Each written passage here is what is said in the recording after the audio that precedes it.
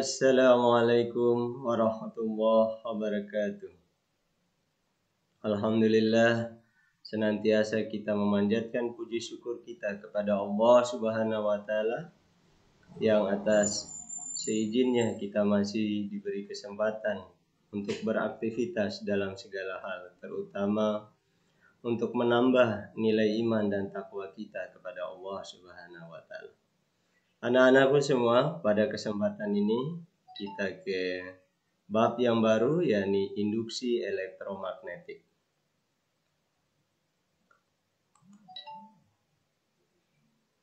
Pada induksi elektromagnetik ini, kompetensi dasarnya menganalisis fenomena induksi elektromagnetik dalam kehidupan sehari-hari.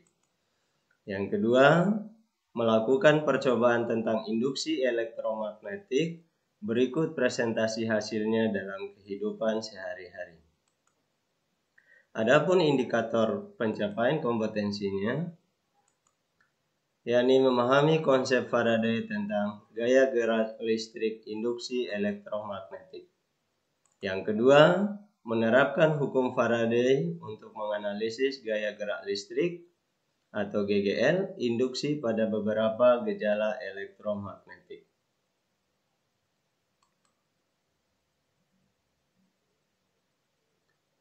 Ini penerapan dari induksi elektromagnetik. Di sini kita akan berbicara bahwasannya pada medan magnet ada arus listrik. Kalau bab yang kemarin yang kita bicarakan yakni adanya arus listrik yang menghasilkan medan magnet. Nah, kalau sekarang dengan medan magnet menghasilkan adanya arus listrik. Ini contoh dalam kehidupan kita. Ada dinamo sepeda, ada generator, dan ada transformator. Nah, ini dia tentang dinamo. Untuk menggerakkan kumparan pada dinamo sepeda, bagian kepala dinamo menempel pada roda.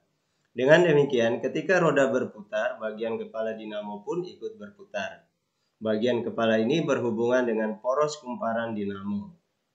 Itulah sebabnya ketika sepeda bergerak cepat, lampu sepeda akan menyala lebih terang. Hal ini dikarenakan kumparan ikut berputar cepat.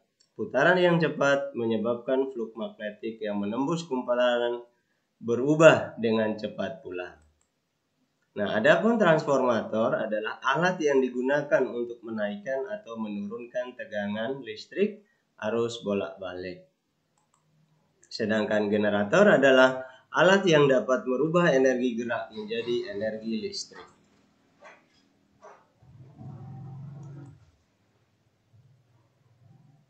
Apa itu induksi elektromagnetik?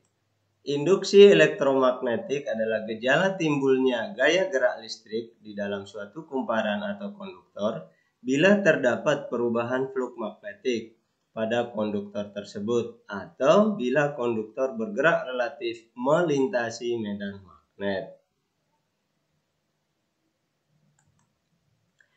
Gaya gerak listrik induksi adalah timbulnya gaya gerak listrik di dalam kumparan yang mencakup sejumlah flux garis gaya medan magnetik. Bila mana banyaknya flux garis gaya itu divariasi.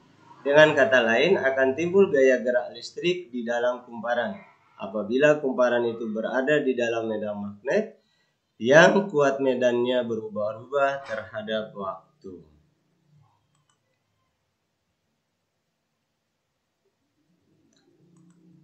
Nah, mari kita perhatikan percobaan Faraday tentang induksi elektromagnetik.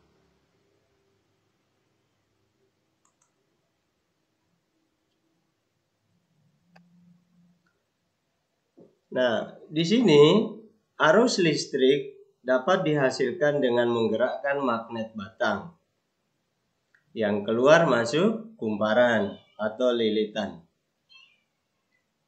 Nah, perhatikan sekali lagi. Nah, ini kan magnet digerakkan masuk keluar dari sebuah kumparan sehingga jarum galvanometer itu bergerak ke kiri dan ke kanan. Nah, ini menunjukkan di sini ada arus listrik yang dihasilkan.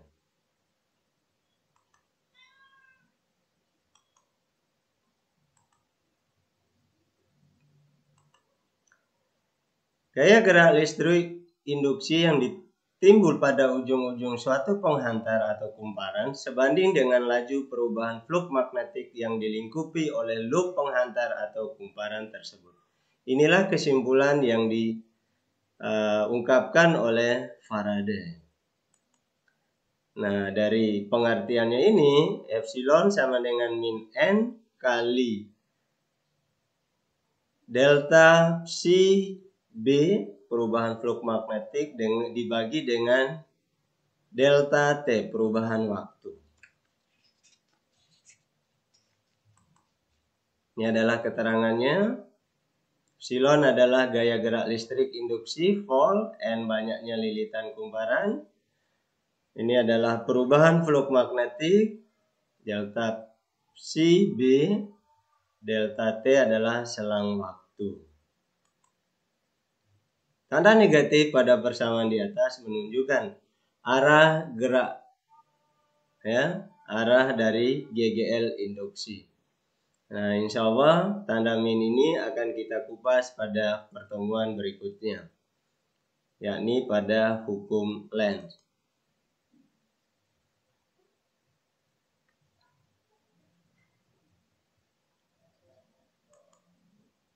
Nah, ini contoh soal. Flux magnetik yang dilingkupi oleh suatu kumparan berkurang dari 0,5 Wb menjadi 0,1 Wb dalam waktu 5 sekon. Kumparan terdiri atas 200 lilitan dengan hambatan 4 ohm. Tentukan besar gaya gerak listrik induksi yang timbul pada kumparan tersebut. Penyelesaian. Apa saja yang diketahui? Tentu saja psi 1 0,5 Wb, psi 2 0,1 Wb, ahwan ini 0,1 ya, sekali lagi ini adalah 0,1. Kemudian delta T-nya 5 sekon, terus N-nya 200 lilitan dan R-nya 4 ohm.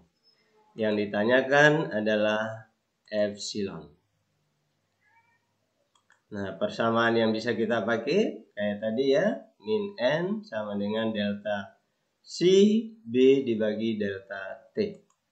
Masukkan angkanya min 200 buka kurung 0,5 dikurangi 0,1. Ingat psi 2-nya adalah 0,1 ya, dibagi delta T 0,5. Hasilnya min 200 kali 0,4 dibagi 5 dan min 16 volt.